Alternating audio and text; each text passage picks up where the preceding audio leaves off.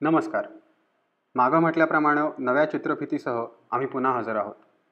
यावेळीचा आपला विषय आहे आजीची गोधडी. खरं तर आजीची गणिती गोधडी. चर्चेला सुरुवात करण्यापूर्वी या चित्रफित मालिकेमध्ये आपण काय काय पाहणार आहोत याची अनुक्रमणिका आधी सांगतो. 1. सर्वप्रथम तर अशा या वाकळीची नेमकी गरजच काय हे आपण जाणून घेऊ. अरे हो, वाकळ म्हणजे गोधडीच बरं का. गोधडीला आमच्या सोलापूर राशीन भागाकडं वाकळ असं म्हणतात. आमची आजी कायम हाच शब्द वापरायची, त्यामुळे सहज तोंडून निघून गेला असेल. असो. 2. मग आपण पाहणार आहोत की आजीची गणिती गोधडी म्हणजे नेमकं काय, तिची व्याख्या काय. बरं, ज्यांनी भूमितीचा अभ्यास आधीच केला आहे त्यांच्या कानात आधीच सांगून ठेवतो, ही गणिती गोधडी म्हणजे मॅनिफोल्ड बरं का. आपण मॅनिफोल्ड थिअरीची ओळख करून घेणार आहोत. 3. त्यानंतर आपण गणिती गोधड्यांची काही उदाहरणं पाहणार आहोत. पृथ्वी किंवा गोल, मेदूवडा, चौकोनी बंद डबा, फुगलेली पोळी इत्यादी इत्यादी रोजच्या आयुष्यामधल्या अनेक गोष्टी या गणिती गोधडी म्हणून पाहता येतात. यापैकी गोलाच्या उदाहरणाचा आपण सविस्तर अभ्यास करू. आणि 4. सर्वात शेवटी या गोधड्यांचा गणिताच्या विविध क्षेत्रांमध्ये कुठे कुठे वापर होतो, त्या कुठे कुठे सापडतात हे आपण बघू. चला तर सुरुवात करूयात. आजीची वाकळ भाग 1 या चित्रफितीमध्ये आपण या गणिती वाकळांची गरजच काय हे आधी बघणार आहे. तुम्ही न्यूटन या भौतिकशास्त्रज्ञाचं नाव नक्कीच ऐकलं असेल. गुरुत्वाकर्षणाचा शोध लावणारा हा संशोधक त्याच्या सफरचंदाच्या दंतकथेमुळे बराच प्रसिद्ध आहे. 11वी-12वीमध्ये कॅल्क्युलस नावाचा विषय जर तुम्ही शिकला असाल तर लायबनिझ या जर्मन गणितज्ञाचं नावही तुम्ही कदाचित वाचलं असेल. गुरुत्वाकर्षणाचा शोध लावण्यासाठी न्यूटनला कॅल्क्युलस नामक एका गणिताच्या विषयाचा शोध लावावा लागला.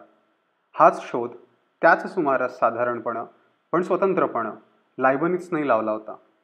आणि या शोधाच्या मालकी हक्कापायी या दोन महान विद्वानांमध्ये हळवैर निर्माण झालं होतं. ते पुढं बराच काळ टिकलं. कॅल्क्युलसच्या प्रत्येक पुस्तकाच्या प्रस्तावनेमधला हा एक महत्त्वाचा परिच्छेद असतो. तिसरं नाव हे कदाचित तुमच्या फारसं माहितीचं नसावं. ते आहे आचार्य माधव. न्यूटन आणि लायबनिझ पूर्वी साधारण 250-200 वर्षांपूर्वी केरळमध्ये त्यांचा जन्म झाला. आणि या गणितांच्या नावावरती कॅल्क्युलसची पायाभरणी सुरू करण्याचं काम आहे असं आता स्पष्ट झालेलं आहे. मात्र या तिघांच्याही कामाची परस्परांना कल्पना नव्हती. असतो या तिघांनीही आजच्या विज्ञानाला दिलेली सुंदर भेट म्हणजे कलनशास्त्र किंवा कॅल्क्युलस. तुम्ही गणितामध्ये कधी इंटिग्रेशन, इंटिग्रल, डेरिव्हेटिव्ह, dy/dx असे शब्द ऐकलेत का? ते ऐकले असतील तर ते कॅल्क्युलस या विषयामधून आलेले आहेत. जर तुम्हाला या विषयाबद्दल कल्पना नसेल तर थोडक्यात सांगतो की इंटिग्रेशन म्हणजे अतिशय छोट्या छोट्या परंतु अनंत संख्यांची बेरीज कशी करायची याचं शास्त्र. तर डेरिव्हेटिव्ह म्हणजे दोन अतिशय लहान गोष्टींचा भागाकार कसा करायचा याचं सायन्स म्हणजे डेरिव्हेटिव्ह घेणं. त्याला डिफरन्सिएशन असाही शब्द. इंटिग्रेशन आणि डिफरन्सिएशन या दोन्ही सायन्सेसना मिळून कॅल्क्युलस असं नाव आहे.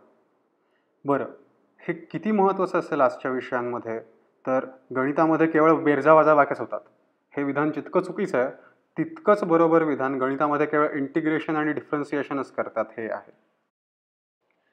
कलनशास्त्राचा फिजिक्समधला वापर पाहायचा असेल तर 2 उदाहरणं सांगतो. हो, तुम्हाला जर का तांत्रिक क्लिष्ट शब्द ऐकायची इच्छा नसेल तर एक साधारण 30-40 सेकंद थेट पुढे जा, म्हणजे तुम्हाला बरीचशी आकडेमोड पाहावी लागणार नाही. तर पहिलं उदाहरण, जर एखादा कण अवकाशामध्ये फिरतोय आणि r⁻t ही त्याची टी या वेळेची जागा आहे, हे त्याचं विस्थापन आहे म्हणजेच डिस्प्लेसमेंट आहे, तर r(t) चा विथ रिस्पेक्ट टू टाईम हा जो डेरिव्हेटिव्ह असतो म्हणजेच dr⁻t with respect to T हा या बिंदूची वेलॉसिटी देतो. जर r⁻t चा with respect to T double derivative घेतला तर त्या बिंदूचं ॲक्सेलरेशन मिळतं. दुसरं उदाहरण म्हणजे एखादा विद्युत प्रभार दिला असेल, बिंदू विद्युत प्रभार, तर त्याच्यापासून r या अंतरावर तिचं इलेक्ट्रिक पोटेन्शियल घेतलं तर या इलेक्ट्रिक पोटेन्शियलचा विथ रिस्पेक्ट टू r जो डेरिव्हेटिव्ह येतो तो त्या ठिकाणची इलेक्ट्रिक इंटेन्सिटी असतो. खरं सांगायचं तर असंख्य भौतिकाच्या संज्ञा या इंटिग्रेशन आणि डिफरन्सिएशनच्या भाषेमध्ये लिहिल्या जातात. सगळंच फिजिक्स त्याच्यावरती अवलंबून आहे.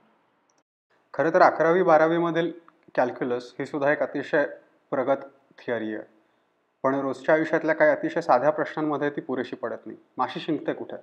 प्रॉब्लेम हा आहे की वास्तव व कॉम्प्लेक्स अवकाशामधला एखादा सबसेट घेतला, एखादा तुकडा घेतला आणि त्याच्यावरती एखादं फंक्शन डिफाईन केलं तर या फंक्शनचा डेरिव्हेटिव्ह हा संपूर्णच्या संपूर्ण सेटवरती डिफाईन केला जात नाही. तो काही ठराविक बिंदूंनाच डिफाईन केला जाऊ शकतो. पण हा सेट यू जर का अवकाशाचा एक फार खास तुकडा असेल तर मग मात्र यूवरती सगळीकडेच डेरिव्हेटिव्ह डिफाईन करता येतो. म्हणजेच वेलॉसिटी, ॲक्सेलरेशन, इंटेन्सिटी हे सगळीकडे कॅल्क्युलेट करता येतं. आणि हा तुकडा खास असतो, स्पेशल असतो म्हणजे काय, तर तो अवकाशाचा ओपन सबसेट असतो. ओपन सबसेट ही फार तांत्रिक संकल्पना आहे. साध्या भाषेमध्ये सांगायचं म्हटलं तर ओपन सबसेट म्हणजे अवकाशामधला एखादा भरीव भाग आणि त्याचा सरफेस जो आहे, त्याचं जे बाह्यावरण आहे ते त्याच्यामध्ये नसतं.